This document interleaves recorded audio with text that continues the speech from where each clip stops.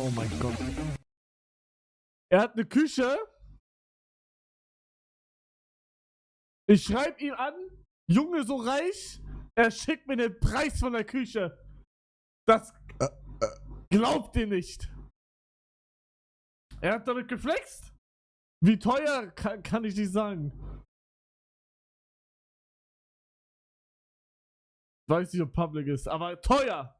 Für eine Küche? Teuer. Digga, ihr könnt euch ja schon denken, guck mal, da ist Quarz. Hier ist Quarz, hier ist Obsidian, keine Ahnung, was das ist, aber schwarz halt, reich. Und er lässt sie einbauen, er baut sie nicht selber ein.